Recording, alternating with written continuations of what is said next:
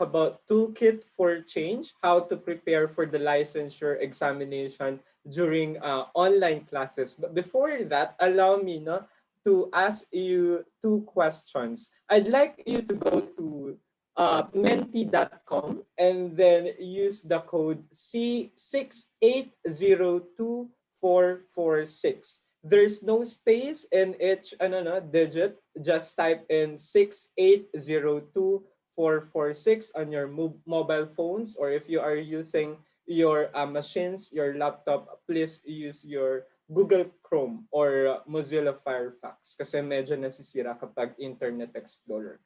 The question is, what are your challenges in a remote learning setup? Because first, this topic is does not have methodology or process. I'll just give you tips na, and I just want to understand first your challenges para ma-tweak natin and ma-tailor natin yung topic, our discussion. Because this topic is very general, very generic. So we need to tailor the discussion based on your needs, based on your responses. What are your challenges in a remote learning setup? I hope you are already in menti.com environments, subject difficulty, and then you also have distractions. You also have laziness. Okay, laziness. We'll talk about that later. And mental health. Yeah, procrastination. Okay, oo, ako din. Kasi when I was reviewing, lagi ako nagpa-procrastinate. Pero i-discuss natin yan mamaya. New mode of learning because we are still adjusting no, to the new mode of learning. Your pets, okay? So, nagkabaliktad na. Instead na naging advantage pala yung pet mo sa'yo, naging ano na, difficult na sa'yo no, to facilitate online learning. We also have a one-way communication. We will talk about that later. One-way communication and then self-discipline, background noises. So ma-address pala natin to lahat mamaya. No? Sana hindi natin makalimutan. So at least we have 19 responses and we got a lot of responses now. 3 responses, 24 internet connection is the top problem, and the environment. When we say environment, I suppose we talk about the ano no, yung background noise na nakita ko kanina. Noise cancellation. Ayan, may nakita tayo noise cancellation. We also have clarity. Okay? And then the next question would be, how did you adjust to distance learning? So earlier we talked about challenges. Now we talk about adjustment to the distance learning. First of all, no, I'd like to comment first on the challenges before we comment on the adjustments, and while waiting for your responses for the adjustments. We've seen in the CPA review that there's a lack of discipline, self-discipline. So we need to have a change mindset on that one. Maybe Nigel will discuss more on that later about behavior. And then now we are seeing changing study habits, self-discipline, and time management. We will have a separate discussion about time management later with Ate Abby for the third session. Acceptance, okay? Yes, you need to accept no change. Kaya nga gusto ko yung nakita ko nung nirelease na yung material, nung create na yung page for this webinar, Metamorphosis. Gusto ko yung title na Metamorphosis because it talks about change. This is a new generation, no? Kasi ang dami ng mga naging change. Advanced reading of lessons, okay, tama yan. Dapat nag-advanced reading tayo ng mga lessons, no? Lalo na if magpe-prepare ka ng board exam. Finding the suitable study time. We'll talk about that later. Time management, focus. Okay, focus. This is really one of the challenges. No? So, kailangan mo talagang i-adjust yung focus mo. Okay? And then, ayan. So, ang dami natin nakikita mga focus dito. No? I accepted. Tingnan nga natin. So, I accepted and adapted to the situation. Reviewing past topics, ginagawa din natin yan minsan. Okay, so thank you so much for your responses. Maybe we can now start the discussion. And then if there are questions, no, throughout my discussion, just key in the questions in the main chat pod. Advanced reading, gathering resources online, videos, modules. Remember your goal. Okay, pag-usapan natin yan mamaya. And focus. Okay? So let's start our discussion. If you see again my screen, my presentation, please type 2 in the main chat pod so I can confirm and I can proceed to my discussion. Thank you so much for your confirmation. So let's talk about online classes toolkit. Like what I've said, we will not talk about methodology or processes here because there's no concrete plan or process or methodology on this one because this is all about self-discipline. This is all about your behavior, your values as a student, as a CPA reviewee. But I just want to congratulate you first, all of you, for making this far. Most of you are all graduating students, so congratulations for that one.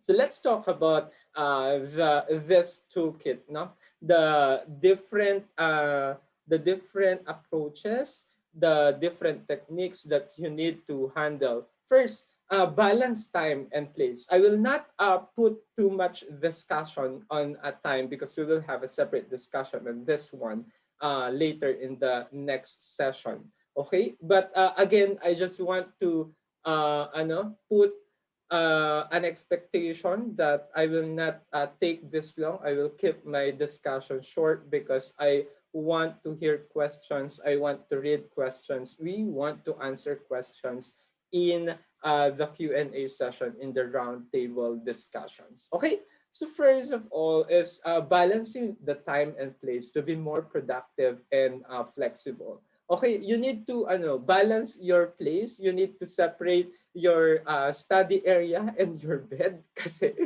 yun talaga yung magiging tawag nito, yung magcha-change ng mo, study habits mo, yun talaga yung makapagbigay sa iyo ng focus kasi meron psychology merong study that when you work near your bed or in your bed, no, hindi ka na makapag-focus doon sa work, 'di ba? Kasi mas tinitingnan mo na yung bed, hihilahin ka na ng bed. Hindi siya hindi siya tawag nito, hindi siya culture ng Filipino, pero siya, psychological effect. Yun yung impact niya kapag nasa bed siya. How about building internal periods of recovery to manage boundaries? Bakit natin sinasabi ito? Lagi kong sinasabi sa mga bata that when you study, you need to allot time for a rest, no? Dapat meron kang recovery period. Huwag mong pinapagod yung sarili mo. Shit, malapit na yung exam. O di kaya, uy, ang dami ko pang hindi nababasa. Pinapagod mo sarili mo. Mas lalong nasisira yung mind, mas lalong nasisira yung mindset, mas lalong nasisira yung discipline mo kasi nga mas nag-focus ka na doon sa mga hindi mo pa natapos. Pag-usapan natin mamaya yung madaming topics ng CPA board exam, yung mga concern na yan na madaming topic. Ang importante lang dito, kailangan mo magpahinga. Huwag kang magpuyat. Ako dati, when I was reviewing for the CPA board exam, hindi talaga ako nagpuyat. I mean, natutulog ako around 10 p.m. or 11 p.m. pero gigising ako ng maaga, mga 6 a.m., 7 a.m. to start my readings for the CPA board exam. And then, you need to build. So puro tayo build ng ating gobyerno pero wala namang nagagawa. Charot lang tayo doon. Build time into the workday of informal and social chatting. Dalawa yung naka-bold dito, no? Dalawa yung kailangan kong i-emphasize dito. Build time. Okay? Build time. Kailangan mo i-build yung time mo. Kailangan mong i-manage yung time mo. Kailangan mong magkaroon ng day-to-day plan, no? Para sa yung readings, para sa yung learnings. Pag-usapan natin mamaya, paano ka magkakaroon, paano ka mag-set up ng day-to-day activities mo. But let's talk about informal or social chatting. Ito ang problema natin sa generation natin ngayon, millennial generation and generation Z, kayo yon, na puro tayo social media, di ba? mas nakafocus na tayo dito sa social media, 'di ba? Ang lagi mong sinasabi sa sarili mo, defense mo na sa sarili mo, ay magsa-social media ako kasi meron akong itatanong sa ano ko, sa classmate ko kasi meron akong totoo po, sabi ni Raymar. Pero totoo yun. Kasi nga, yun na yung nagiging defense mo sa sarili mo eh. Titingin ako sa Facebook kasi meron akong kailangang tanungin sa ganito. Gar, Messenger yun, hindi Facebook. So, wag ka tumingin. I mean, pwede ka naman tumingin sa social media, sa Twitter, sa Facebook. Walang nagbibigay ng pahintulot sa'yo nun.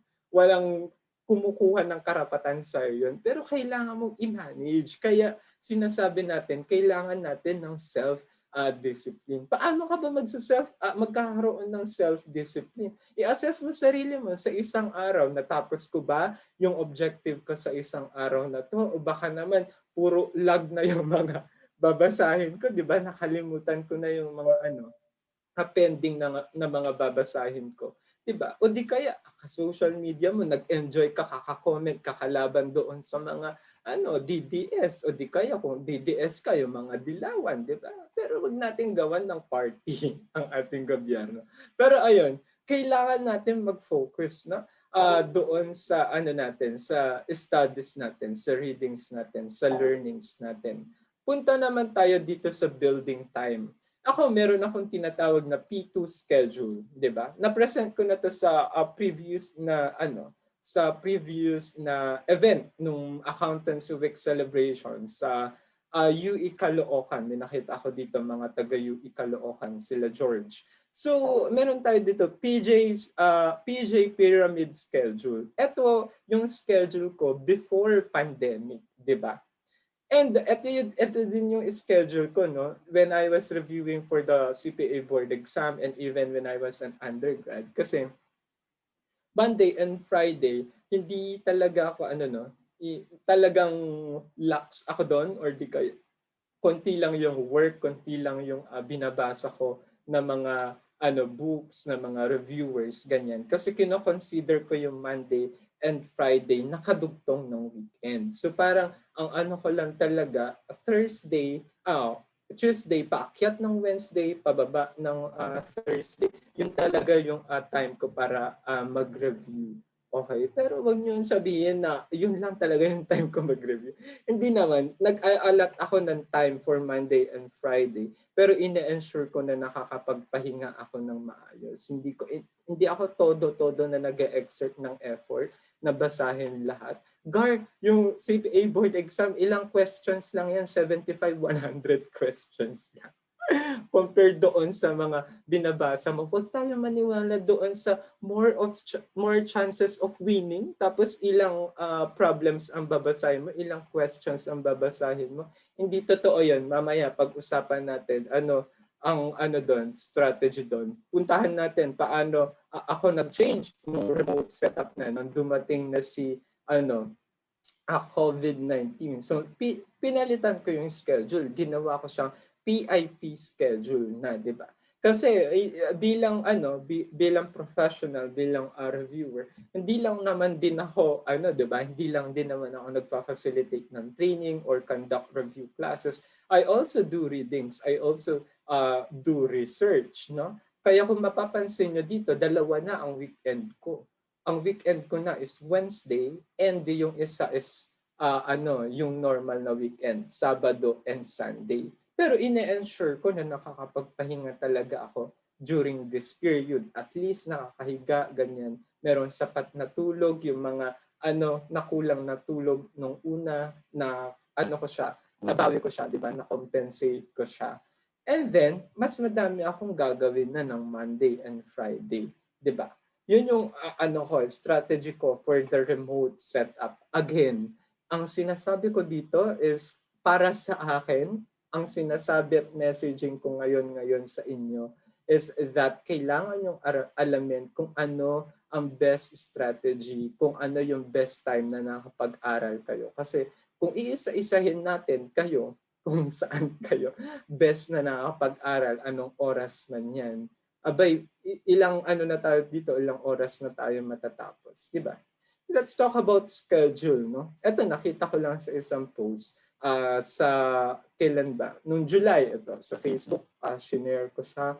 Ito yung ginagawa ko. Morning person kasi ako. So, I wake up every 5 a.m. or 6 a.m. and then I prepare na for work. Even before pandemic, ganito na yung time ko. Even before I was studying undergrad in the accountancy program, or even in the CPA board exam, in the CPA review, I would ensure that I will wake up early kasi nga morning person ako. Mas yung mga nababasa ko pumapasok siya sa utak ko kapag maaga ko siyang binabasa. That's why maaga ako nagising, 5 a.m., 6 a.m. pa lang gising na ako. And then magre-rest na ako ng around 5 p.m. and then take my dinner and then tapos na sa work. Pero kapag studies dati, nag-extend talaga ako, no, kailangan ko mag-catch up doon sa mga kailangan kong basahin. Pero sagad na talaga 10 p.m. kasi hindi ko talaga kakayanin na papatayan ang sarili ko, di ba? Konting respeto naman sa sarili. Start with basic concepts and start now. Okay? Dito ako magfo-focus. Basic concepts. Alam niyo ang problema sa mga CPA reviewers natin and accountancy graduates, ay accountancy students, pero sisihin muna natin ang sistema sa accountancy profession. Kasi nga, sinanay tayo na ang binibigay puro problems, ang binibigay puro theories. Kaya tuloy, kapag nag-aaral tayo, ang ginagawa natin, puro tayo basa ng mga reviewers, puro tayo basa ng mga textbooks, pagbasa ng mga problems, di ba? Pero ang binabasa mo, yung problem, tsaka yung multiple choice, yung number, hindi yung concept, di ba? Hindi yung concept. Kaya ka nahihirapan sa CPA board exam. Kaya ka nahihirapan sa CPA review. Bakit? Kasi mas nag-focus ka doon sa problem, mas nag-focus ka doon sa konsepto na, ay, nabasa ko to sa isang textbook, nabasa ko to sa isang reviewer, nabasa ko to sa isang handout. Ito yung binigay ng isang professor na exam namin. Pero saan nakaulit na letter yon? Saan na niya pinasok? O nag-iba lang yung number. O di ba? Puro tayo ganun. Pero this is not this is not the concept of accounting. This is not the concept of this profession. The concept of this profession is analysis. And to have that analysis, you have to have the basic concepts. And what are those basic concepts? Yung standards. Dapat bata ka pa lang, alam mo na kung ano yung standards. Alam mo na kung kahit number man yan, di ba? Inventories, ano number yan sa IAS, di ba? So, kailangan mong magkaroon ng basic concept. Ang laging tinatanong ng mga bata, lumang question na to, paano ko magpe-prepare sa auditing, sa audit? Hindi na to applicable sa inyo, di ba? Ay, hindi. Magiging applicable pa kasi by 2022 pala magiging effective pa yung mawawala na yung audit problem. Puntahan natin isa-isa yung mga subjects. Paano ka ba magpe-prepare sa mga sa mga subjects mo? For example, sa audit, ang lagi niyong tanong, ang laging nababasa ko sa mga messages sa Messenger and sa mga talk, paano po magpe-prepare sa audit? Puro audit ang tanong, no? Na question. Paano ka magpe-prepare nga ba? Alamin mo muna yung basic concepts doon sa FAR. Bakit FAR? Doon pinagkuhanan yung audit problem eh. Paano masasolve yung audit problem kung hindi mo alam yung FAR? Pero paano mo malalaman yung FAR kung hindi mo alam yung basic accounting GAR? Uulitin ko, kailangan mong alamin ang basic concepts, kailangan mong tumingin sa standards, kailangan mong magbasa. At napaka-logic lang ng ating standard. Ito, tip ko na lang sa inyo, no? Kasi late ko na siya nalaman. Nung pumunta na ako sa consultations group ng firm, ko nalaman. No? Consultations group ng firm para sa mga project teams and engagement teams na merong part sa standard, audit man yan or accounting, na merong basis for conclusion. Napaka-importante ng basis for conclusion kasi doon mo makikita yung yung reason kung bakit nag-come up yung standard setting body ng ganong provision doon sa standard. Makikita mo kung ano yung mga issues na meron and paano nila inaddress through the basis for conclusion and paano sila nag-come up ng provisions sa standard using that basis for conclusion. Punta tayo naman sa AFAR. Sa AFAR, medyo malayo-layo ang mga topics doon sa FAR. Pero ulit, kailangan mo lang din basahin yung yung standard, pero hindi ka dapat mag-focus and mag-stick lang doon sa basic concepts. Ang sabi, basic concepts lang. Gar, ang complex ng advanced, uulitin ko, advanced financial accounting and reporting. Kaya nga advanced kasi mas complex siya sa FAR. So kailangan mong magbasa, kailangan mong mag-resolve ng mga problems. Ulit, resolve ng problems, di ba? Hindi ko sinabing mag-memorize ng problem. Start now. Yun ang lagi kong sinasabi sa mga magte-take na ng CPA review at lalo na sa mga accountancy na undergrad students. Kung gusto mo talagang mag-take ng CPA board exam at gusto mo talagang maging CPA GAR, ang panahon ng pagre-review ay hindi sa panahon na nasa 6-month period ka ng CPA review for the CPA board exam. GAR, kaya nga review to eh. Kasi nga, binabalik natin yung mga topics. Hindi nga required na meron kang CPA review before ka mag-CPA board exam eh. Kaya ka lang nag-CPA review kasi gusto mong i-refresh yung mga itinuro sa'yo ng professors mo noong college. So, kailangan mo na mag-start ngayon. Hindi sa panahon na kung kailan ka pa magre-review, di ba? Kung October ka magte-take ng board exam, magre-review ka pa lang ng May. Kailangan mo magkaroon ng advanced na reading. Actually, ginagawa ko yan dati nung nag-undergrad ako, nag-advanced reading ako. So parang 3 yung allotted time sa isang araw sa akin. Binabasa ko yung current na topic namin for the week and then binabalikan ko dati yung mga napag-usapan namin, yung mga discussions namin and nag-advance reading ako. So 3 timeline yon, 3 phases yon. Sabay ko siyang ginagawa sa isang araw. That was when I was an undergrad. Paano nung nagsi-CPA review na ako? Nag-allot ako ng days sa akin, sa iba time, para sa specific na subject. Halimbawa, Monday, magfa-FAR ako, tapos Tuesday, mag-a-FAR ako, and then Wednesday, mag-audit ako. Bakit days sa akin, hindi time gaya ng iba, gaya ng karaniwan? Kasi mas makakapag-allot ako and focus ako doon sa subject na yon, di ba?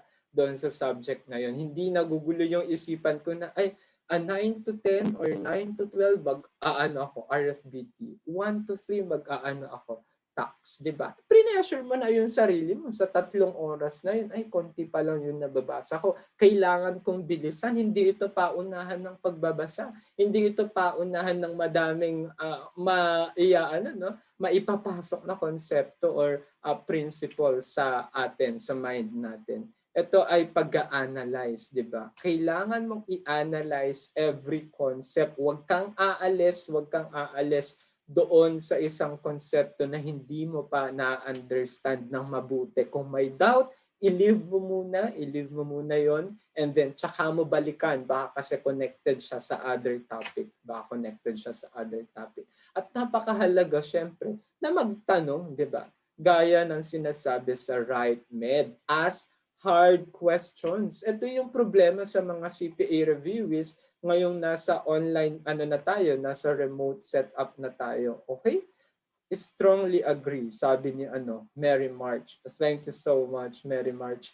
Ito yung karaniwang problema sa atin, sa mga CPA reviewers natin ngayon, na hindi sila nagtatanong sa mga professor, hindi sila nagtatanong sa mga reviewers. Sa premier siguro, okay lang. Kasi meron kaming sariling time and allotted time, no? For 3 klase kasi yung namin, coaching and mentoring namin. Meron kaming mentoring, that's for technical sessions, individual. And then career development, kung ano gusto mangyari sa career mo, 'di ba? And then self-development, mentally disturbed, emotionally disturbed ka ba? So meron kang mga coaches na naka-assign sa'yo. Yun yung approach ng Premier. Kasi kaya wala kaming problema kapag walang magtatanong sa online session, sa online review namin. Pero kayo ba, nagtatanong kayo sa mga professors ninyo kapag nagkaklase kayo, sa online classes kayo? Napakahalaga na magtanong, no? Kasi doon natin nabibuild yung foundation natin. Every time na nagda-doubt ka doon sa tinuturo sa'yo ng professor, that's the time na kailangan mo nang magtanong. Ibig sabihin, tama yung tanong mo. Huwag kang matakot na sabihin na, ay, mali ba itong tanong ko? Baka mapahiya lang ako.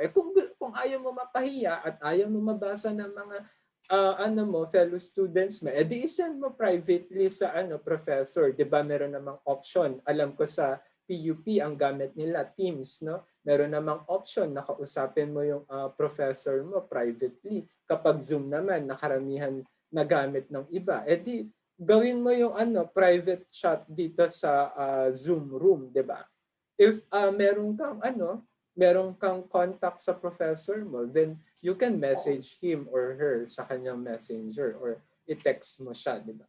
Pero wag naman itanong lahat, di ba?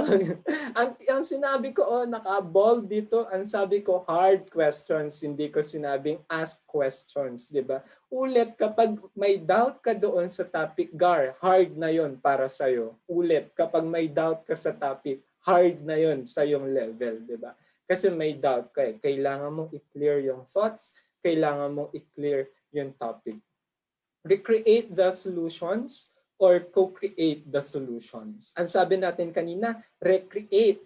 Ibig sabihin natin kapag sinabi natin recreate solution? Ito minsan karaniwan na ginagawa ko, no, na nire-recreate ko yung mga solutions before na nagre-review ako for the CPA review. To ensure na na-understand ko talaga. Yun yung one way to ensure na na-understand mo talaga yung problem, na na-apply na yung basic concepts sa'yo, di ba?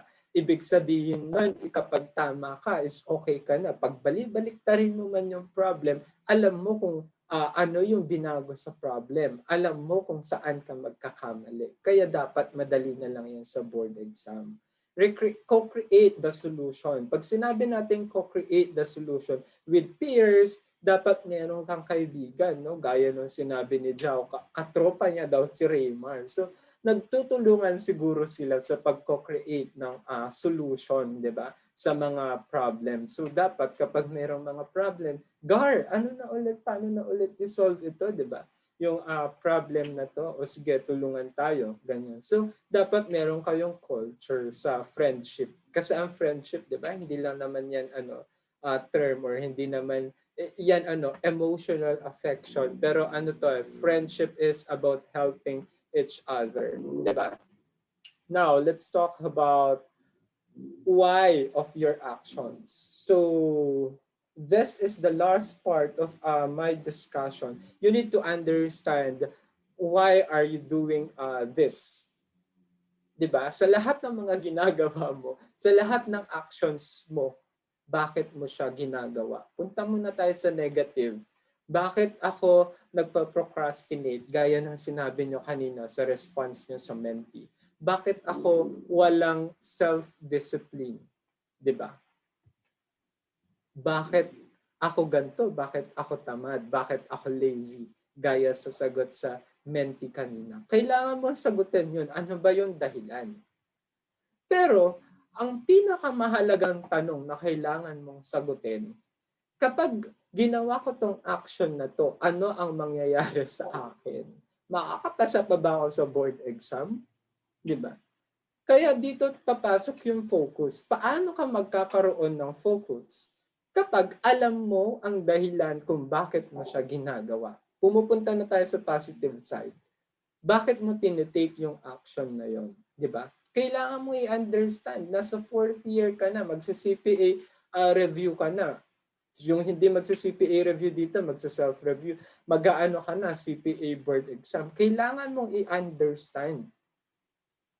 Kapag tumigil ako sa sitwasyong ito, sa kalagayang ito na may pandemya, kapag tumigil ako sa sitwasyong ito na mayroong bagyo, kapag tumigil ako sa sitwasyon ito na ang daming challenges sa buhay, ano mangyayari sa akin, di ba? Kailangan mo ituloy ang laban. Yun ang lagi kong message sa inyo. Okay? Na every time you fall, every time na napapagod, babalikan natin yung sinabi natin kanina, you need to take a rest. Kasi lahat ng tao napapagod. Lahat ng tao nagkakamali. Lahat ng tao nag-fail. Pero don't look at those events. Babalikan mo yung events na yon to make you stronger. Babalikan mo yung events na yon to believe in yourself na nakaya mo yung mga challenges, yung maliliit na challenges. Gar, ang CPA board exam, isang event lang yan sa buhay mo. Ang pagiging accountancy student, isang event lang yan sa buhay mo. Kapag sumuko ka ngayon, ano na mangyayari sa'yo bukas, di ba? Ulit, kapag sumuko ka ngayon, ano na mangyayari sa'yo bukas? Okay, again, that's the end of my presentation. I kept it short because we'd love to hear questions later in the roundtable discussions. Ito, very important talaga to sa akin, no? I hope kayo rin, no? Be punctual. So, I respect other people's time. So, I believe, no, yung iba sa inyo, kapag may klase ng 8 a.m., anong oras babangon? 7:55 o kaya 7:50.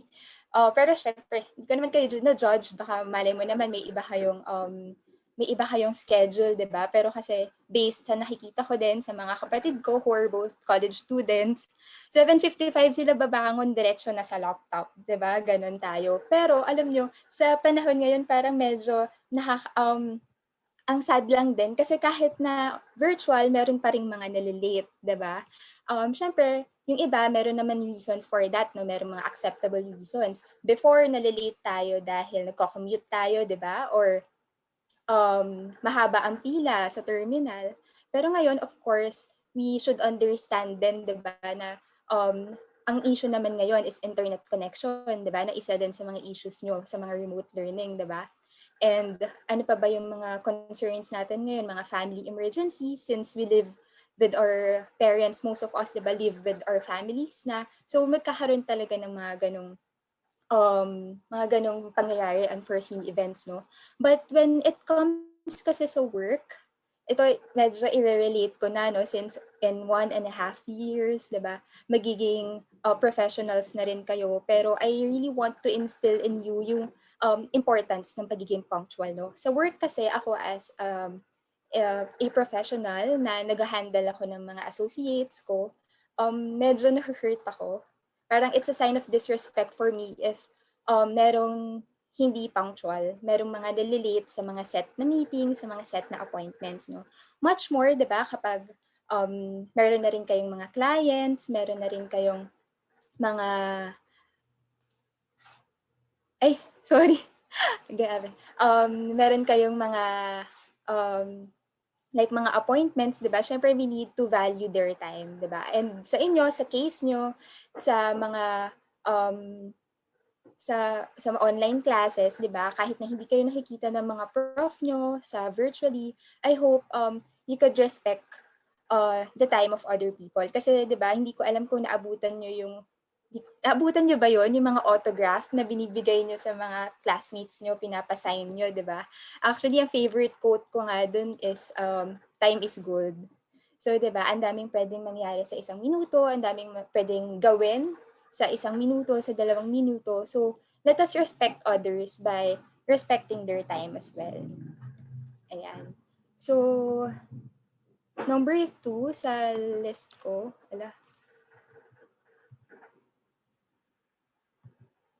ayan, obey the university or college's rules and regulations.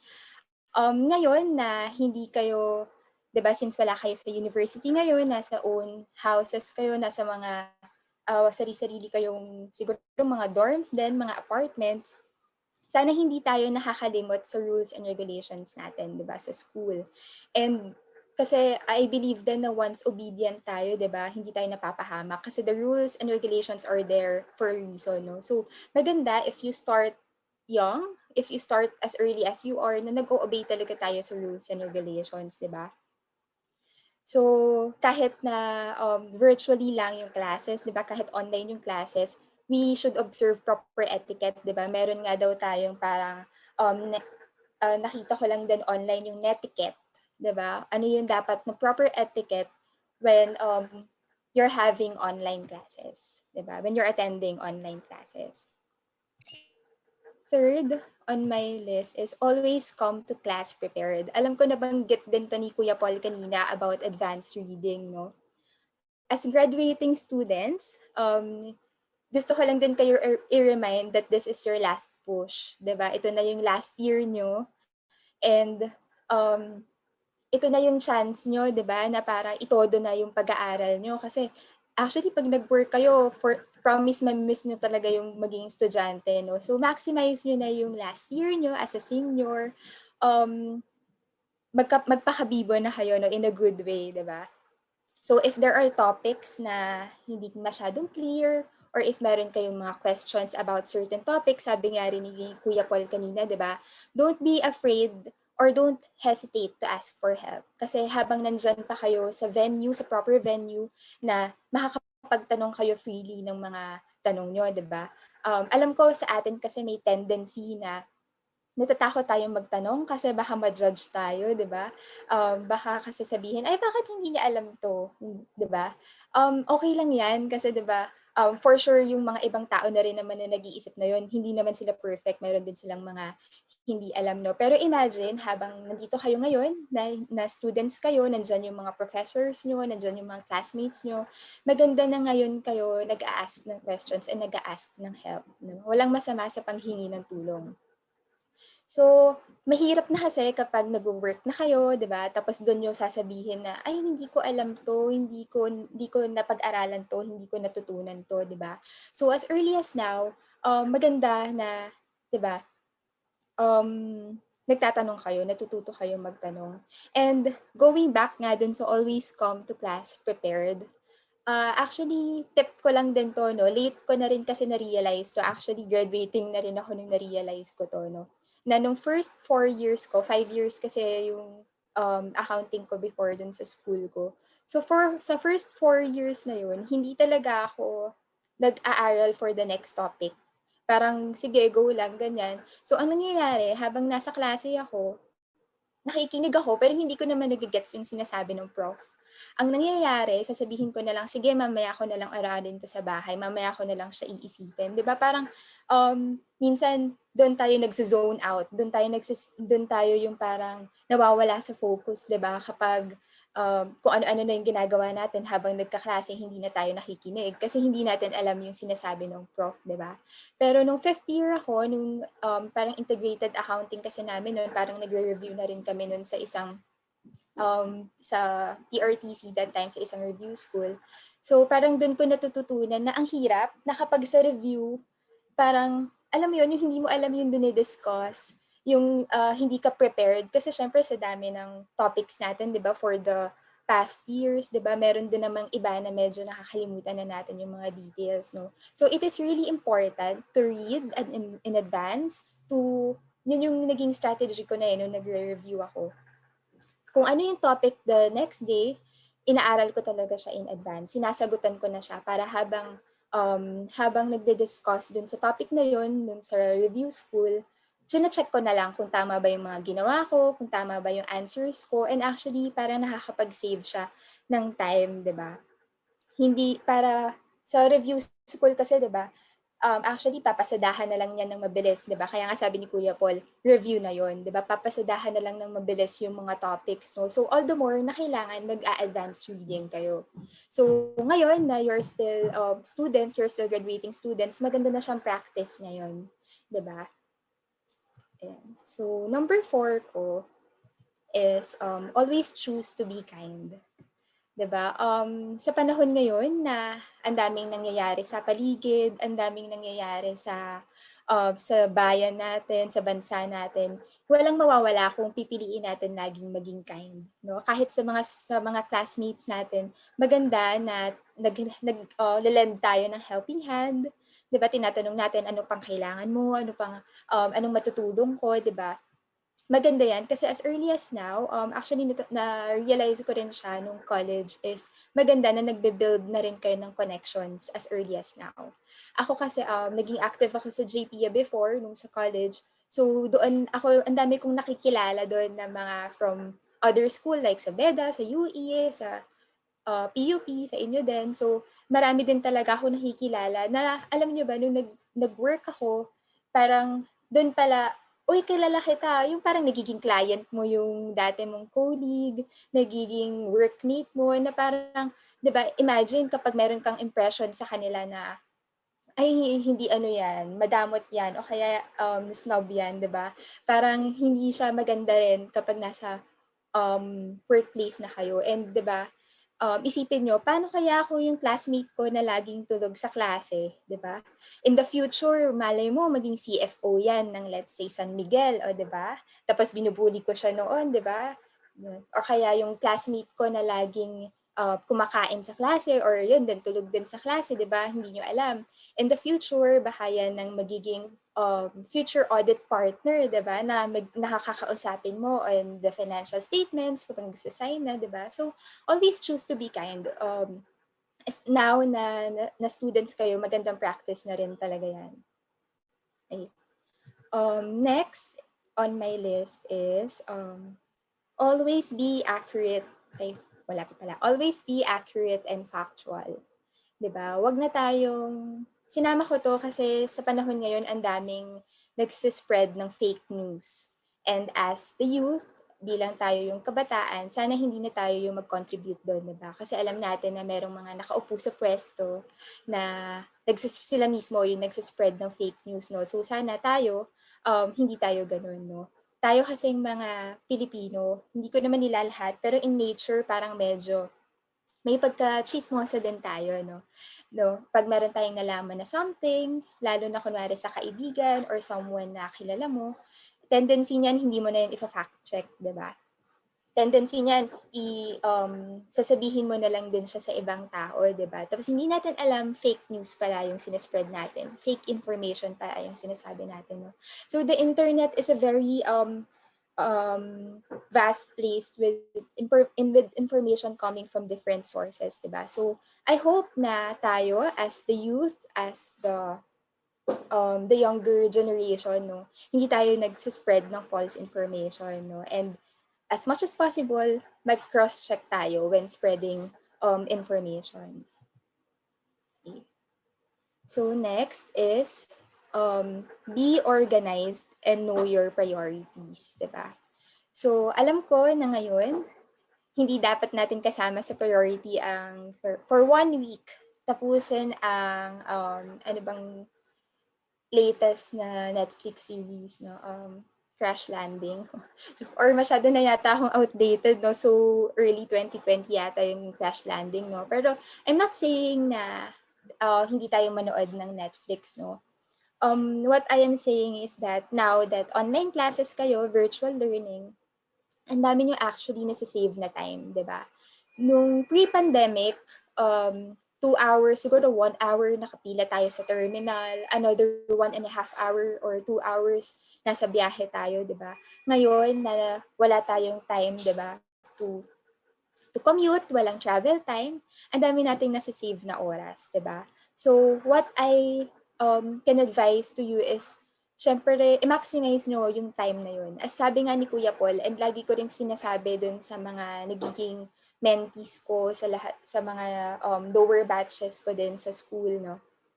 Ang review, hindi dapat siya sinisimulan sa review period. Yung preparation nyo for the board exam, hindi dapat siya nagsistart lang dun sa 6-month period of review. Dapat nagsisimula yan, first year nyo pa lang in college, di ba? Kasi first year pa lang, ano bang goal mo? Ang goal mo is maging CPA, di ba? Ang goal mo is maging accountant. So dapat noon pa lang, pine-prepare mo na yung sarili mo for the board exam, di ba?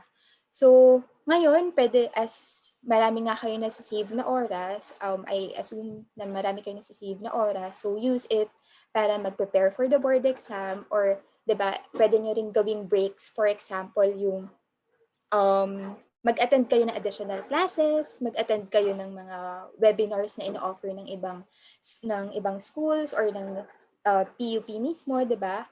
Or ano ba, mag-take kayo ng mga certifications since marami tayong available certifications, 'di ba, sa field ng work natin, 'di ba? So, ang daming pwedeng gawin para ma-maximize yung oras na nasa-save natin during this virtual learning. So, um, gusto ko lang din i-share no, na nung nagre-review ako, di ba si Kuya Paul, nag-share din siya na one subject a day. No? Actually, ganun din ako. I make sure, sorry, medyo maingay ata yung dogs. Anyway, I make sure na 7 a.m. kasi weekends ako nag-review nun sa isang review school, no? Weekdays, I make sure na gising ako ng 7 a.m. Para gising ako ng 7 a.m., dapat, alam ko na dapat kumpleto ako ng 8 hours of sleep. So, mga 11 p.m., 10 p.m. dapat tulog na ako or tapos na ako mag-aral, no? So, gising ako 7 a.m., tapos mag-exercise ako. Masipag pa ako mag-exercise nun kasi feeling ko, di ba, yung sinasabi din ng iba, kapag nag-exercise ka kasi, parang gumaganda yung blood circulation mo, nagiging okay ka sa pag-memorize or sa pag-a-analyze, di ba, nagbigising yung diwa mo. So, naging practice ko siya ng review na unfortunately, natigil na ngayon na kaya medyo, di ba, nananaba. Pero, ayun, nag-exercise ako, tapos after nun, maliligo, tapos mag-breakfast, tapos I make sure na 9 o'clock or 10 o'clock in the morning, nagsistart na ako mag-review. So, ako naman, parang siguro mga 2 subjects per, per day ako, tapos nag-aalat talaga ako ng time para para sa para sa sarili ko, no, para mag-skincare, para manood ng siguro 1 episode a day. Actually, yun talaga yung discipline na kailangan mo, especially now, no. Maganda na tinatry nyo na rin siyang iset ngayon since alam nyo na yung study habits nyo, I suppose, no, kasi for the past 4 years, alam ko dapat alam nyo na kung ano yung nag-work sa inyo na study habit, di ba? So, ito naman, mga tips lang to, kayo pa rin nakakakilala sa sarili nyo o kung paano kayo um, nakakapag parang digest, diba, ng mga inaaral nyo. So, know what works for you and apply it, no, strictly. Diba? So, avoid nyo rin yung mga distractions. Ngayon, alam ko maraming distractions, pero, self-discipline talaga and time management is the key. Okay? And kayo lang talaga yung makakatulong and kayo yung makakagawa nun para sa sarili nyo. Okay? So, number 7. Yan. Do not forget to prioritize your mental, emotional, and physical well-being. No, hindi ko kanina sinasabi ko i-maximize nyo yung time nyo, pero not to the point na pababayaan nyo yung mga sarili nyo. Okay? Ako ngayon, though madaming work, maraming mga ginagawa, and yun nga sabi din ni Kuya Paul, as of now kasi sinisingit ko din na yung relief of operations sa mga lugar dito sa amin kasi ako kasi yung malapit, no? Ako yung nakakatulong. So, nag-set up ako ng donation drive. So, parang yun kasi yung means ko rin para, para, alam niyo yun, yung mawala yung stress ko or, alam niyo yung makapag relax in a good way, diba? So, ganun, lagi niyong ipaprioritize yung mental, emotional, and physical well-being nyo. Kasi if hindi kayo okay, mahirap. Mahirap, di ba, as students na mag-function. So, number 8, always be mindful of your actions. Be professional at all times, di ba? You're already graduating students. Soon, you will enter the corporate world and always be professional, di ba? Be mindful of your actions. Kasi, yun nga yung sabi ko, di ba, may mga netiquettes tayo in virtual learning. And ngayon na, 'di ba, nagko-online classes kayo, hindi man kayo nakikita ng mga teachers nyo, ng mga professors nyo, ng mga kaklase nyo. I hope lagi kayong nagiging mindful ng mga actions nyo, 'di ba?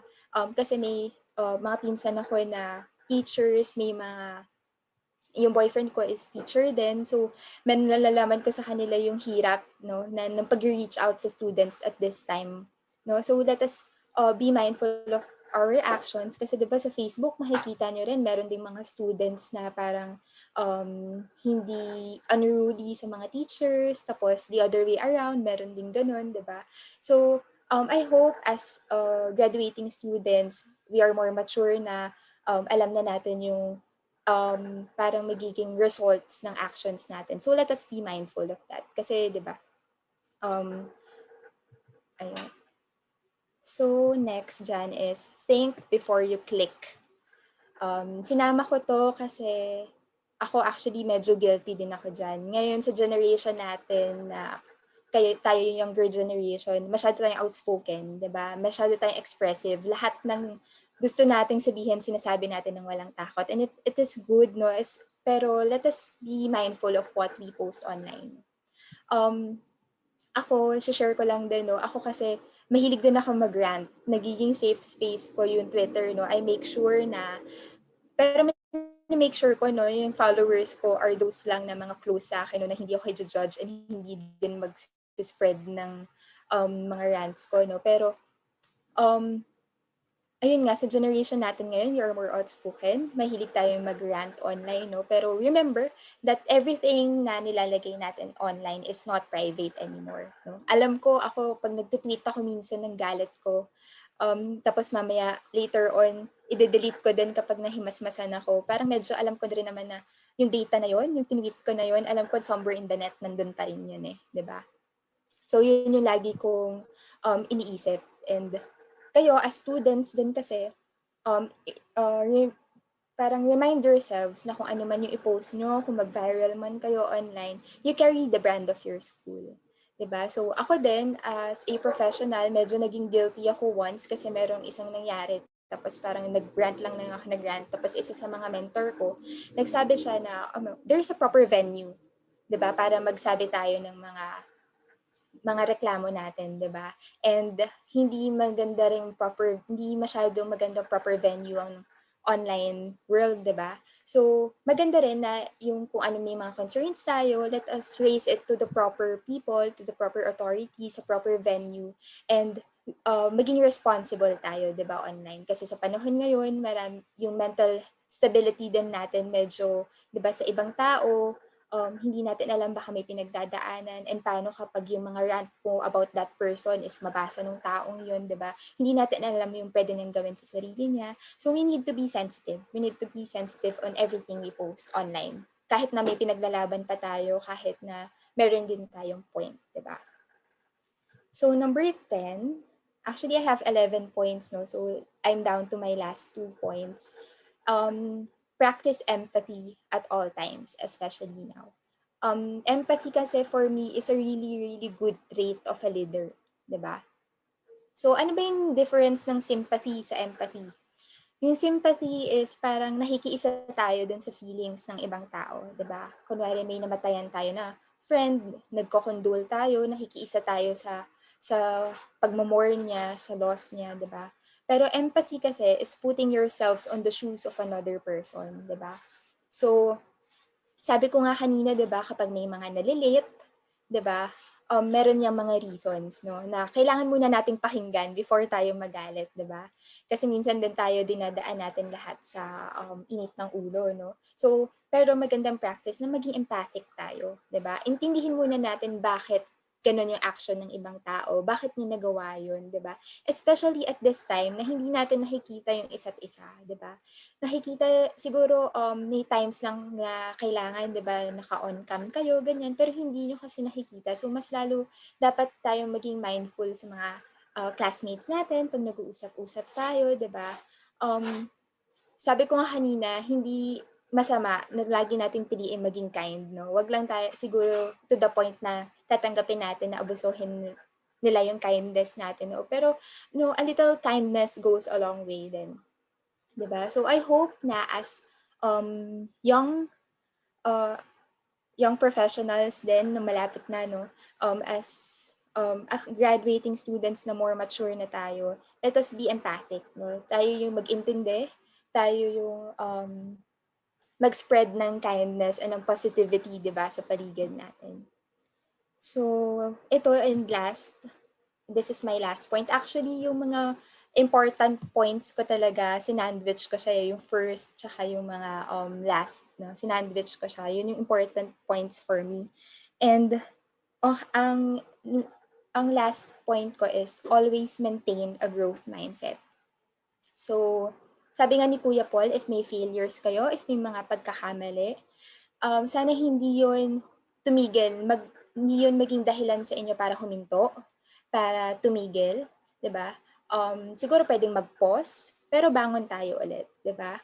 And um, ano pa ba yung ibig sabihin pag growth mindset as a student? If may opportunities that will come your way, di ba? For example, you were asked to become an MC. For example, dito sa isang webinar, di ba? Like si Brix tsaka si Marian, di ba?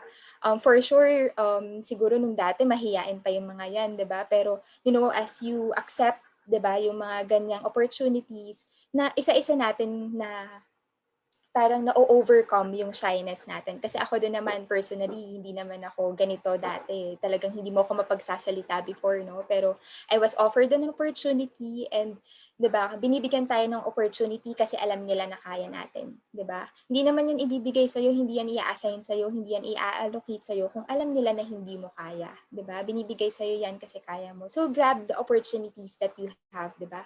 Mag-lead man ng isang project or maging event head, 'di ba? Parang malaking bagay na rin 'yun, 'di ba? Na malaking responsibility na alam mong kaya mo, 'di ba?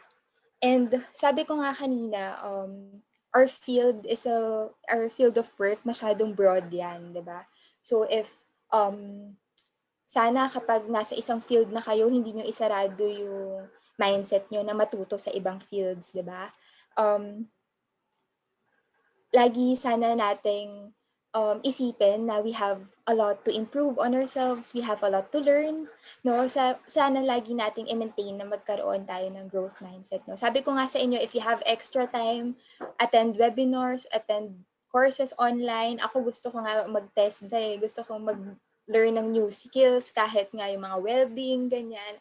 Actually, kasi ngayon kasi guys na nasa school kayo, 'di ba? Parang hindi naman alam ko meron diyan mga maka-classify as 'di ba yung mga ito honor student 'yan, ito laude 'yan, ganyan. Pero when you come to the workplace, kapag nasa corporate world na kayo, pantay-pantay na 'yan lahat. Hindi naman alam ng mga tao na laude ka, hindi alam na honor student ka or na president ka ng ganitong organization. Pantay-pantay kayo pagdating sa corporate world. And what will set you apart sa other people is if you have a growth mindset. Kapag hindi mo parang kino-contain na ito lang yung pwede kong malaman, 'di ba? Kapag mayroon kang growth mindset, gusto mo nag-learn ka ng new skills, new knowledge, and hindi ka nahihinto, 'di ba? Hindi ka nagkakaroon ng parang alam ko na 'yan ganyan. Siguro as graduating students, parang minsan nagkakaroon tayo ng ganung mindset, 'di ba? Natutunan ko na 'yan ng first year, nung second year, hindi ko na 'yan babalikan, ganyan. Alam ko na 'yan, ganyan. Wala na akong ibang pwedeng matutunan diyan, 'di ba? So, pero maganda na lagi nating sana lagi tayong may thirst for knowledge, may thirst for improvement, 'di ba? And kahit anumang failures na sabi din ni Kuya Paul, no, anumang failures, anumang disappointments, or anumang mafe-feel nyo na hindi okay, 'di ba? It's okay to take a break. It's okay to parang pause for a while, pero laban lang tayo. Okay? So, to recap, ito yung mga points na diniscuss ko kanina, no? Alam ko yung iba dito is parang basic naman na dapat nating alam, no? Pero ine-emphasize ko lang sa inyo yung mga kailangan din sa workplace, and I hope lagi nyo siyang dalahin wherever you are, and sana may natutunan pa rin kayo a thing or two sa akin. So, ayun. Thank you very much. And kung may questions kayo later, then sasagutin namin ni Kuya Paul and ni Ate Abby. Okay, ayan. So, if ever you're wondering, apologies for the sounds kasi may construction dito sa labas because I'm inside a car. Kasi recently, yung fiancé ko is napunta sa hospital. So, I have to go to the hospital to para alagaan siya since yung parents niya is senior. So, very very relative itong nakaka-relate ako dito sa effective time management because I'm doing it. I think I'm doing it right now. So, Just to give you a formal introduction of myself, I'm Abigail.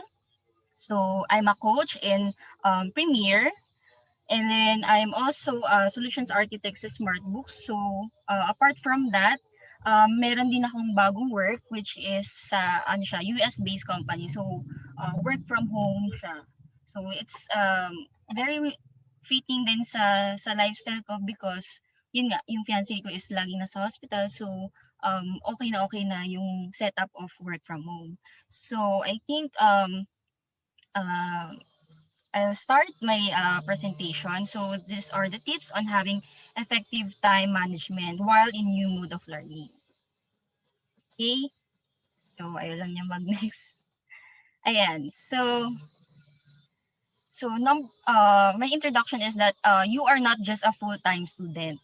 So you are also a sister, a brother, a daughter, or a son, and you're also a friend or maybe a leader in an organization. So you as a student, it does not define you na student ka lang because yun nga, you are not just a full-time student. And na-magnify siya ngayong pandemic because hindi na tayo nakakapunta sa school natin. So for example sa inyo, hindi na kayo nakapunta sa PUP. So nandun lang kayo sa bahay. Eh syempre pag nasa bahay kayo, so nandun yung utos, for example from your parents, and yun, kailangan din natin malaman kung although full-time student tayo ngayon or hindi tayo full-time student, there's a season for everything. So, kailangan natin malaman kung anong season ba tayo ngayon. So, ito yun na. So, yun nga. So, for example, ngayon na-experience nyo na parang hindi kayo nakaka-review ng maayos, parang sa mga exams niyo, yung results niya is parang hindi siya favorable sa inyo. Bakit gano'n? Nag-review ka naman, pero bakit ganun yung results? So, don't worry na ganun yung results ngayon, but syempre, keep in mind also na gawin nyo siyang guideline or basis para mag-study kayo ng study. Although hindi nyo nakikita yung results ngayon, it will be shown in the latter years. So, while you're reviewing, dun yung ma-assess talaga kung ano ba yung nangyari during your undergrad, and also during your work, dun yung malalaman kung may natutunan ba talaga kayo, kung may natutunan ba kayo sa undergrad ninyo or kung CPA ba talaga kayo. So, dun yung ma-assess sa work ninyo kung ano yung pinaka-product. So, number one tip, ayan, so move na ako, is to set your goals and priorities. So, na-mention to ni Paul and as well as ni Nydjelle. So, sabi ko nga kanina sa kanila na buti na lang huli ako. Kasi, yun nga, nandito ako sa hospital kasi parang mas madali na sa akin makahabol. So, di ko naman alam na, sorry yung sila Paul kasi tsaka Nydjelle, di ba ang gagaling na nila. So, feeling ko ang purpose ko na lang ngayon is to summarize yung na-mention na nilang dalawang speaker. So, the first one, to set your goals and priorities. So, isa sa mga gusto ko sa Premier is we also have SMART. So, yun yung form na pinapa-fill up namin with our brand ambassadors and as well as sa mga reviewees namin. So, yun nga, sabi nga ni Paul na hindi lang kami review center but we are a professional development center. So, gusto ko rin sana sa inyo as our audience na ma-adapt niyo yung meron tayong goal and objectives. So, ano ba yung mga goals and objectives natin? Di ba nga sabi ko kanina that you are not just a full-time student. But, of course, there's a season for everything. So, nakalagay dito, the truth is you will be sacrificing things. So, big sabihin yan, for example ngayon sa webinar session, may mga gusto pa kayo sanang gawin during this time, but sinacrifice niyo yung time na to because of your objective. So, syempre, depende na sa inyo yan. Okay? So, it's okay na meron tayong masasacrifice ng mga bagay-bagay along the way because it will make you mature. So, for example, yung time nyo with your family, hindi siya, nung before pandemic, hindi nyo siya masyadong na-maximize because you are focused on being a student. So, okay lang yun na meron na hindi natin, kumbaga yung time natin is wala sa family. Pero still, syempre, we have to make time with our family also, especially with our parents, since hindi naman lagi na nandyan na sila, di ba? So, ayan. So, how do you set your goals and priorities? So, number one is yun nga, set your objectives. So, ano ba yung objective mo? Bakit gusto mong maging CPA? Bakit magdadalawang review ka? Kasi may mga iba gusto dalawang review. So, yon. And then, second one is weigh in things or prioritize nyo. So, prioritize nyo kung ano ba yung mas important. So, because of that objective, mawi-weigh in ninyo kung ano na yung kailangan yung i-prioritize. So, next one is to always think of the long-term benefit. So, for example, yun nga yung sinabi ko kanina na wala kayong masyadong time sa family ninyo. Although, wag naman masyado, no? Okay lang yun because you are thinking of a long-term benefit. So, yung sa iba sa inyo na gusto niyo na maging CPA because you want to give back to your parents. So, yun yung tinitingnan din natin. And the last one and pinaka-practical is to have checklist. So, for example, for today, ano ba yung mga kailangan natin gawin? So, for me, it's very helpful na meron tayong checklist. But hindi naman ibig sabihin na pag hindi natin na-check lahat ng checklist is fail na tayo for that day. So, hindi naman yun. So, it's just a guideline for you to have on that day. So, pwede mo siyang gawin yesterday, ng gabi, or pwede rin namang when you wake up and then pray and then ask guidance from God kung ano ba yung mga kailangan mong tapusin today. So, yan yung na-mention din nila Paul and Nydjelle na set ka ng schedule for your studies kung ano yung mga subject nyo per day. Okay? For number 2, is to set up your study space and schedule. So, sabi ko nga kanina na dahil nga nasa bahay na lang kayo, wala na kayong, kumbaga, initially wala kayong study space talaga or di ba mga minsan nandun ka lang sa bed mo or nasa sofa, minsan nasa sofa ka, may nanonood din, di ba? Yun yung mahirap kasi. So you need to set up your own study space and schedule. So find an area in your house where you can sit in comfortably and focus. So yun yung nasabi ko kanina na yung sa TV, di ba? We can have a separate time for that and we can have a separate time for our studies. Also, dito rin kasi sa setup and study space, ang maganda din kasi nito is we can implicitly show or masasabi natin sa parents natin na it is time for your studies. So, maganda na meron tayong sariling study space. So, like me, sa bahay namin, meron din akong sariling working space. So, para alam nila na nag-work ako, na hindi ako pwedeng ma-disturb. So, likewise sa inyo, since students kayo and nasa pandemic tayo, you set up your study space. So, remember, comfortable ka dapat and then you have the focus. Yeah. Number 3, so itong natutunan ko talaga during work. Hindi ko siya natutunan during my undergrad. That is to avoid multitasking. So, ano ba ibig sabihin ng multitasking?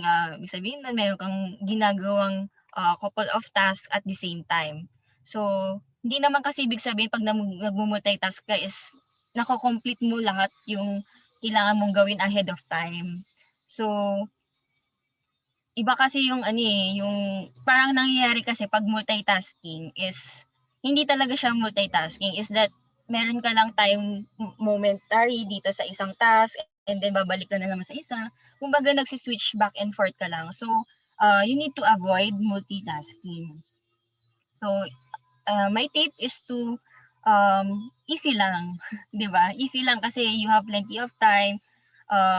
Isipin mo marami kang time, pero kailangan mong i-maximize yon. So, kailangan mong idahan-dahan mo one thing at a time. So, for example, sa isang concept, hindi porket nabasa mo na siya lahat, maintindihan mo na siya. Kailangan mo siyang i-dissect pa para mas maintindihan mo siya. So, everyone has his own own pacing. Ibig sabihin niyan, si student A, hindi siya, mabagal siya, pero marami siyang natutunan. Si student B, medyo mabilis siya pero same din, marami din siyang natutunan. So iba-iba tayo ng pacing. So okay lang 'yan. Yun nga sabi ni Paul, hindi tayo paunahan dito. So ang importante is focus and naintindihan mo yung binabasa mo. So number 4, bilis ba ako? Ayan. So avoid procrastination. So yung procrastination yun ngayong pagdi-delay of things, it's a thief of time. But then, yung nasabi nga ni Paul na yung procrastination, may dahilan yan. So, you need to know kung ano ba yung dahilan kung bakit ka nagpo-procrastinate. Di ba? So, once you know na kung bakit ka nagpo-procrastinate, ma-avoid mo siya. So, remind yourself that the best time to do some things is usually now. So, yun nga, start now. So, push yourself a little harder to beat procrastination and get what needs to be done. So, medyo naulit siya na to be done. So, avoid procrastination. So, yun nga, na kailangan mo nang gawin yung kailangan mong gawin ngayon. Huwag ka nang mag-delay. Yun nga sabi nga ni Nydjelle, may mga times na nasa klase ka na hindi mo pala naiintindihan. Sabi mo, mamaya mo na lang aralin. So, meron din kasi yung mga students na magtataka ka na hindi nagre-review masyado, pero bakit parang ang daming nakukuha sa exam. So one trick of that is to listen to your professor and be prepared prior to that topic. Okay? So ano pa ba? Yung procrastination. So yun lang naman. So avoid procrastination, know why you are procrastinating, and do it now. Okay, may nakalimutan ba ako? So, for example, dito pala sa avoiding procrastination, para din kasi ma-avoid natin to, for example, sa family din kasi natin, we have a lot of tasks. So, let them know also yung mga tasks na kailangan mong gawin ngayon. So, pwede mong pakiusapin yung parents mo na, or yung kapatid mo na sila na muna. And then you will help after. So, ano ba yung isang tip ko is ano pala, meron lang kailangan isang i-procrastinate. Kakapanood ko lang to with isa sa mga mental awareness na webinar session. So, kailangan mong i-procrastinate yung pag-worry. So, don't worry right now. Pwede mong iset yung schedule na yon some other time. So, procrastinate. Huwag mo na i-procrastinate lahat, pero yung pag-worry, i-procrastinate mo yan. So, okay. So, number 5 is to know your learning style. So, there are 4 na nakita ko sa isa sa mga resources. There are 4 learning styles. Number 1 is visual. So, someone who is partial to seeing and observing things. So, gusto niya nakakakita siya ng pictures, diagrams, tsaka written directions. So, para kung ikaw to, visual learner ka, I suggest na mag-invest ka on printing out. Pwede mong i-print out yung mga soft copies ng modules mo. So, other way also is pwede kang gumawa ng sarili mong flowchart para mas maintindihan mo siya. So, yun nga, pwede mong i-dissect isa-isa para makagawa ka ng isang flowchart, tapos mas maintindihan mo siya. Okay? So, number 2 is auditory. So, sino ba itong mga to? Sila yung mga yung learning style nila is more sa pakikinig. So, dahil nga nasa pandemic situation tayo, i-maximize nyo kung auditory kayo, i-maximize nyo yung mga meron tayong mga resources na mga recorded webinar sessions. So, kung gusto niyo meron kayong naririnig yan. Pwede rin pala dun sa Google, meron din siyang parang yung Google yung magbabasa for you. So, pwede rin yung makatulong. So, ang i-avoid lang natin kasi dito sa auditory is, for example, yung music. Although yung iba kasi nakakapag-focus with music, but I think for those auditory, mas makakapag-focus pag walang music na in the background. Kasi nga mas, mas gusto nila na may sound. So, paano sila makaka-focus sa inaaral nila kung merong ibang sound. So, for example, yung music. So number 3 is kinesthetic or tactile. So these are someone who learn through experiencing or doing things. So may nagtanong sa akin na reviewee kung gusto ba niya na kung pwede ba daw siyang mag-work habang nagre-review. So depende yan. So I think pwede siyang applicable dito sa kinesthetic kasi kunwari mas natututunan mo siya pag in-experience mo siya. Pero of course, pag hindi ka naman talaga hindi ka makakapag-focus doon, ang pinaka-practical suggestion is you can stand, tapos pwede kang maglakad-lakad while reading or while dictating yung mga binabasa mo. So, pwede rin yan. So, yung iba din, gumagawa din ng sariling music nila or para makamemorize. So, pwede rin yun. But, yun nga pala, sorry, no? Hindi pala pwedeng mag-memorize. So, makakahelp yung abbreviations, pero, of course, behind that, kailangan mo din para malaman kung ano ibig sabihin nun. So, number 4 is reading or writing. So, ito yung pinakamadali kasi ito yung traditional. So, into reading and writing. So, yun, basa ka lang and writing. Ito yung mga nagte-take down notes. So, if this is your learning style, I suggest na meron kang notes na pwede naman siyang yung 1/4 notes, tapos doon mo ilalagay lahat ng mga naaaral mo. So, after mong lagay yung notes, babasahin mo siya. Yun, makakatulong din siya. So, yun yung reading and writing. Ayan. So, number 6, so this is my second to the last point. So, yun nga, sabi nga is speak up and ask for help. So, when things get tough, don't push it. Ask your parents. Reach out to your teacher or seek the help of your classmates. Or, syempre, wag natin stigmatize. We need to seek professional help if kailangan na talaga natin. So, hindi naman ibig sabihin, pag nag-seek tayo ng professional help is, yung stigma dito is parang baliw ka na, di ba? So, you need to open up pag meron kang mga personal problems, ayan. Kasi once you release those problems, once you release that or communicate it to another person, ang baga, ano in Ilocano kasi mababang-arang kayo. Parang mawawala siya. Parang temporary. Mas gagaan yung pakiramdam mo. So, you need to know that support will always be available as long as we ask for it. So, syempre, if hindi ka nag-a-ask, di ba? Paano malalaman ng iba na kailangan mo ng tulong? So, yun nga, sinabi ko rin kanina na if you have siblings na pwede naman palang sila muna yung dun sa mga household chores, why not, di ba? So, maganda rin dun, set nyo yung schedule nyo kung sino yung MWF, PTHS, ayan. And be honest to your parents kung ano ba talaga yung kaya nyong gawin. And especially if you're going to be in the workplace, ang nature kasi nating mga Pilipino is that yes lang tayo ng yes sa lahat. So, don't do that. Matuto rin tayo mag-push back and mag-say no to sa task, lalo na kung masyado na siyang marami. Because in the end, yung task, ikaw, tsaka yung task din yung masasacrifice. Kumbaga, wala din yung task mo, hindi siya quality-wise. Diba? So, you need to speak up and ask for help. So, number 7, so have a me time. So yun nga, making most of your time doesn't mean that you don't need to sleep, you don't need to eat, you don't need to have fun. So hindi ibig sabihin pag ang season mo ngayon as pagiging student, hindi ka na pwedeng mamasyal, di ba?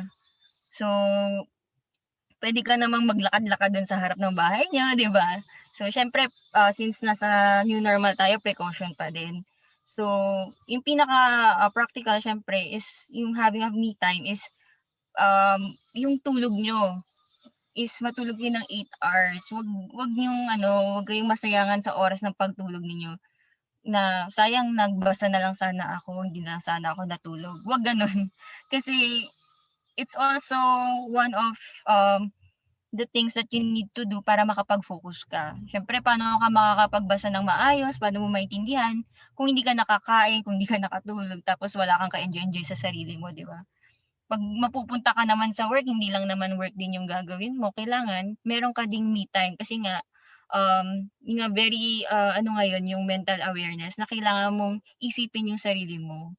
So self-love is not being selfish, it's being more of yun nga, self-love siya, self-care siya. So kailangan tignan mo rin yung time mo na kailangan mong matulog, kailangan mong ano, or kailangan mong makipag-usap sa mga friends mo, pwede naman yun. As long as you know your limitations, okay?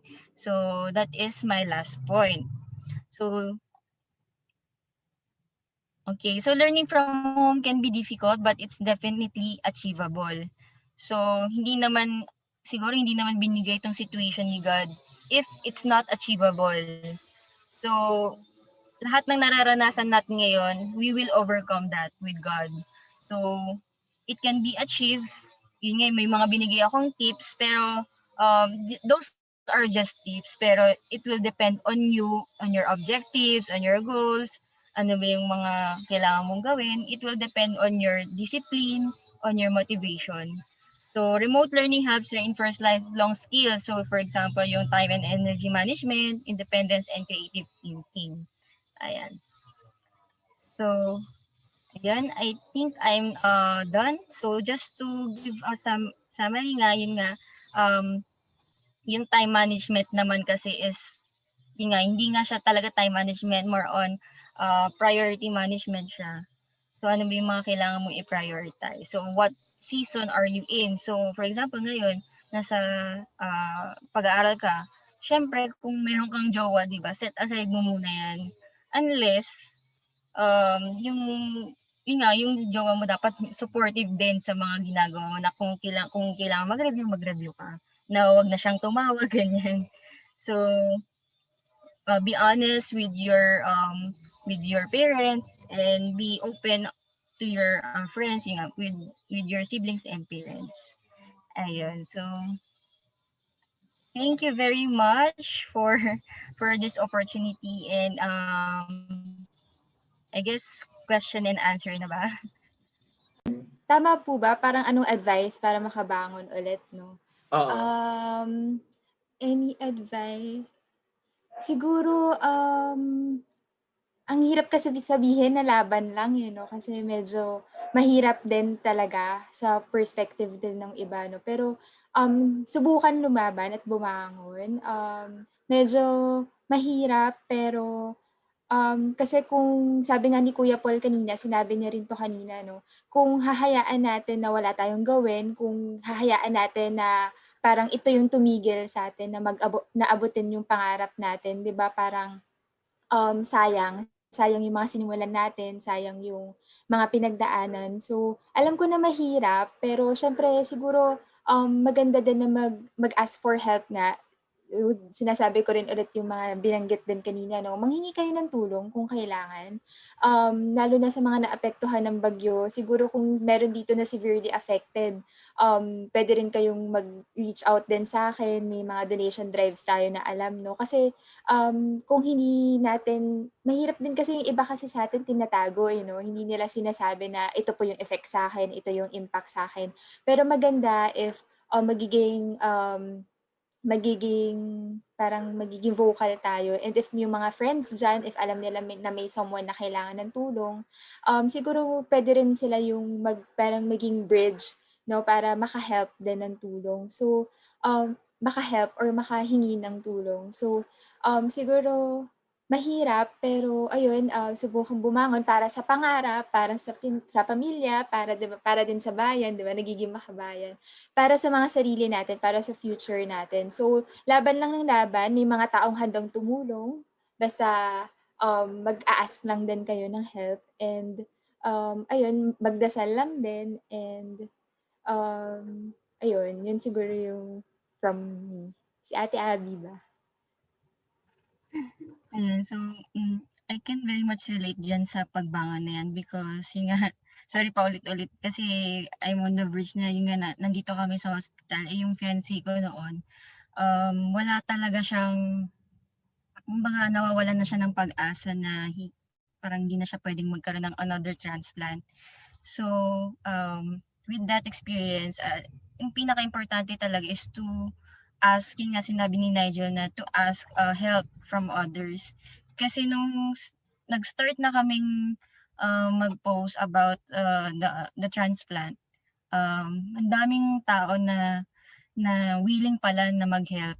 Tapos yun, dun siya kumuha ng strength na siyempre yung pinakaumpisa talaga is sa family. Doon ka talaga kukuha ng strength, and of course kay God, 'di ba? Um, na accept mo na hindi mo talaga siya kaya on your own, but you need help from others, you need help from God, you need help from your family. So ako kasi yun nga, always kay God, kasi siya talaga yung pinaka, yung parang sa umbrella, siya yung nasa tip, yun siya yung nag-hold together para mas ma-emphasize ah, yung mga channels na binigay niya for you to have strength ngayon na nahihirapan kang bumangon. So always na-mention rin kanina na yung objective mo, know your why, sabi nga sa mga MLM, 'di ba? Bakit mo ginagawa ang isang bagay na yan? Bakit mo siya ni-start? It's because of a reason.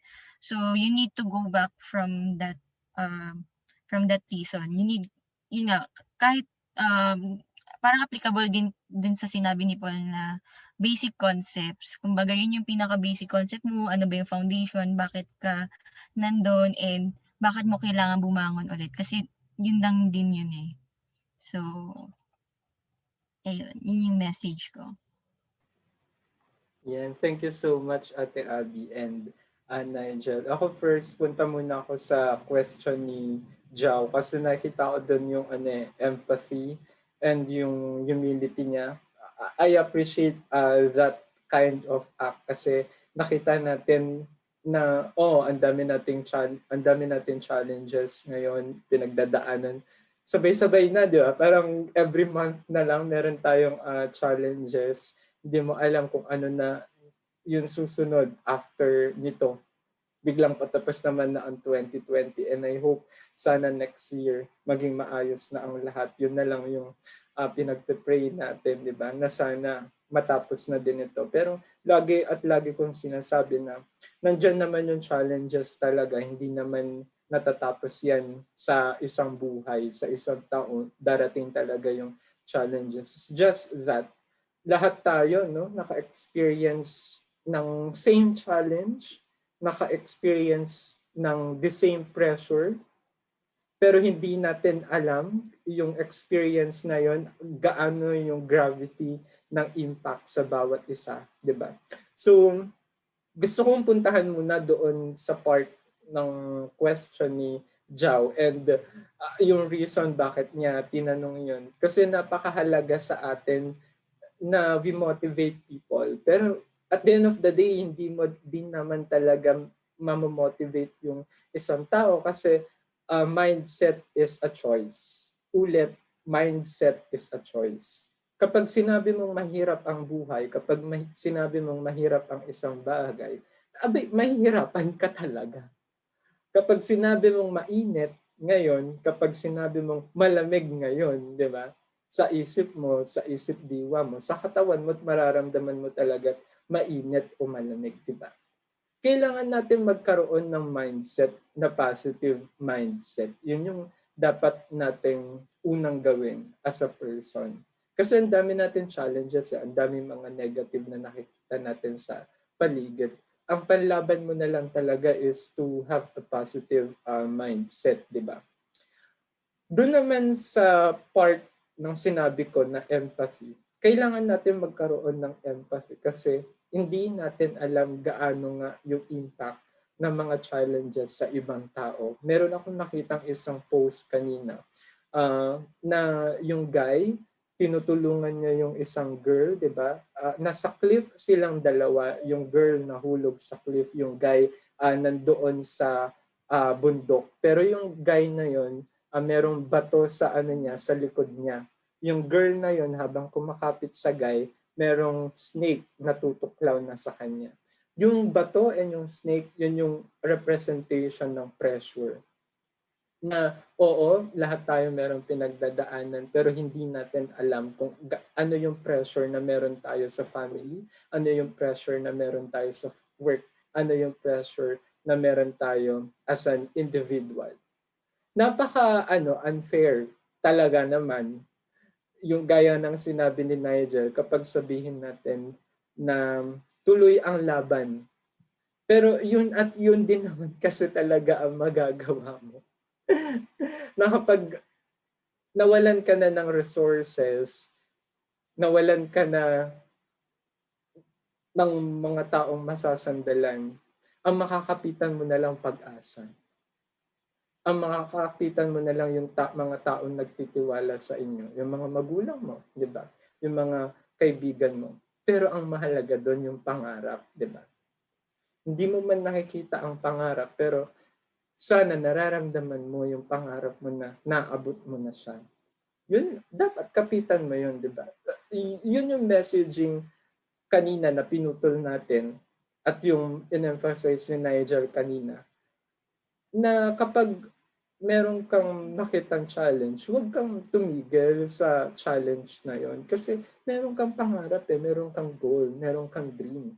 Kapag pinutol mo na yon, kapag nag-stop ka na, paano ka makakarating doon sa road na gusto mong puntahan, yung finish line na gusto mong ma-achieve?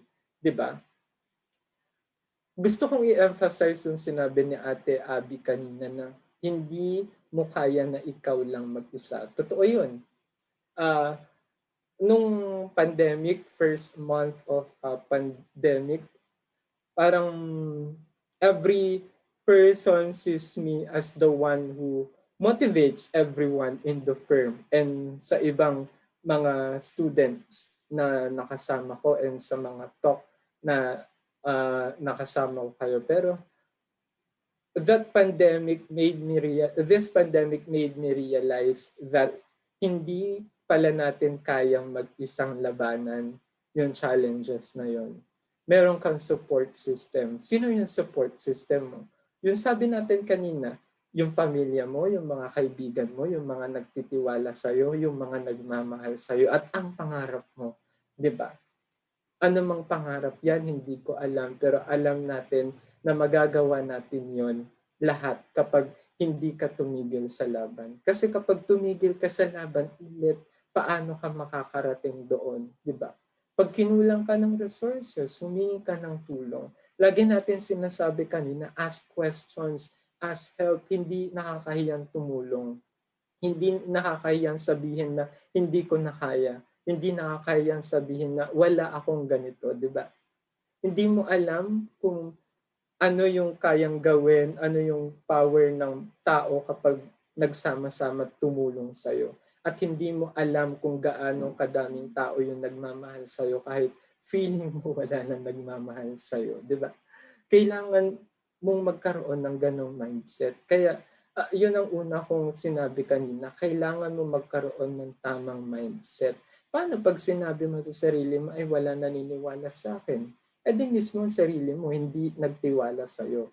So paano mo ma-achieve yung isang bagay na yun? Sa mga tao na makakarinig nito, sa mga hindi namin nakasama because of Typhoon Ulysses, no? Kasi recorded naman to and we asked Raymar naman to distribute this one. Napakahalaga that we send gratitude and appreciation to everyone. Sana ito yung pinakaunang natutunan natin this pandemic. Kindness and appreciation, gratitude. Sana ito yung una nating nakita sa first month pa lang. Kung hindi mo pa naramdaman ito at hindi mo pa natutunan ito, sana ito ang matutunan mo sa mga huling buwan ng taong ito at sana ito yung ma-apply mo. Sana yung naging challenges natin, events natin this year, ito yung magsilbi na event sa atin and magsilbing a time para sabihin na kailangan natin i-appreciate yung isa't isa, kailangan natin gawan ng kindness yung bawat isa. Bakit? Pupunta tayo doon sa gratitude and appreciation. Kasi yung kindness, kanina pa natin pinag-uusapan, kindness, empathy. Alam niyo kung gaano yung impact ng gratitude and appreciation? Napakahalaga na kahit simpleng thank you lang, di ba? Thank you Marian, thank you Brits, thank you Jao, thank you Vio, thank you Raymar. lambot yon na pakinggan para sa isang tao. Hindi mo alam kung dalawang salita lang yon, pero hindi mo alam kung gaano yung naging impact ng isang tao sa ginawa mong isang act. Maliit man yan o malaki. Kaya lagi natin sinasabi, kahit anong act man yan, kahit anumang ginawa mo, maliit man yan o malaki, napakalaking bagay yan na binigay mo sa isang tao. Gaya ng sinabi kanina doon sa kakatiran na project ng PUP, na yung mga may kakayanang tumulong, may emphasis doon sa may Actually, sana hindi na natin in-emphasize yon kasi nga lahat tayo may kakayahan. Hindi sa halaga nakikita ang kakayahan at hindi nakikita sa halaga ang halaga. Ang halaga nakikita doon sa intention. Ang halaga nakikita doon sa actions na ginagawa mo. Yung simpleng lang, pagbabalot lang ng mga relief pack, 'di ba? Kapag pumunta ka sa isang relief operation, sa isang center, wala kang naibigay na halaga doon, pero yung pawis mo nandoon, yung time mo, sinacrifice mo. Yung time na nag-share ka ng post, hindi fake news, di ba? Napakahalaga noon kasi natulungan mo yung isang tao, di ba, na nandoon sa tuktok ng bubong, di ba? Binabahan na natulungan mo siya. 'Di ba, sa kakaunting paraan. Huwag mong maliitin yung isang bagay, huwag mong tingnan yung isang bagay bilang maliit. Kasi mas nagiging powerful yung mga maliliit na bagay. Ulit, yung simpleng thank you, yung simpleng pag-appreciate mo sa isang tao na maganda ka, 'di ba? Ano man ang definition mo ng maganda, na matalino ka at magaling ka. Ano man yan, anumang values, personality na tao na nakikita mo sa kanya. Sabihin mo sa kanya kasi napakahalaga nun na marinig ng isang tao kasi hindi material na bagay na ngayon ang hinahanap ng tao, pero the love, no? Yung makita kanilang nandiyan, 'di ba?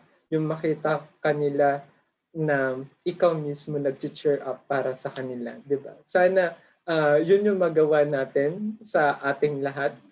Ulit, lahat ng bagay mahalaga sa atin. At lahat ng actions na ginagawa natin, sana merong dahilan. Kasi kung walang dahilan, itigil mo na lang yan, di ba? Again, ang lagi kong sinasabi, ang lagi natin sinasabi, kapag dumaan ka sa isang journey, dapat alam mo kung ang dahilan kung bakit ka nandyan. Nung tumakbo ka pa lang, nasa start ka pa lang ng marathon, dapat alam mo na kung bakit ka nandoon. Alam mo na alam mo na makakarating ka sa finish line at alam mo na ang gusto mong puntahan yung finish line. Hindi sa ibang field o hindi para uminom ng tubig lagi kapag napagod na. Alam ko, sinasabi natin, laging magpahinga. Totoo yun, bumangon lagi kapag napapagod na. Iba yung feeling kapag nakaramdam ka ng challenge and napagtagumpayan mo yun. And alam ko na kapag napagtagumpayan natin itong pandemic na to, itong mga bagyo na dumating sa atin, it will make us stronger. And as a person, sana lahat tayo, hindi natin nakita yung pandemic bilang salo sa buhay natin, pero nakita natin yung pandemic as an opportunity to grow, opportunity to change our mindset, and an opportunity to change our lives, di ba? Alam ko, hindi ko man kita ang mga mukha nyo at hindi ko man alam kung anong klaseng buhay ang meron ang bawat isa. Alam ko, meron tayong natutunan sa taong ito at sa mga naging challenges natin. At ang natutunan natin na yon ang magagamit natin para i-achieve natin lahat ng mga goals natin, dreams natin. Okay? Lalo na sa inyo, sa mga taga-PUP na nandito, at salamat sa mga schools, sa mga students na dumating sa webinar na to, sa virtual classroom na ito.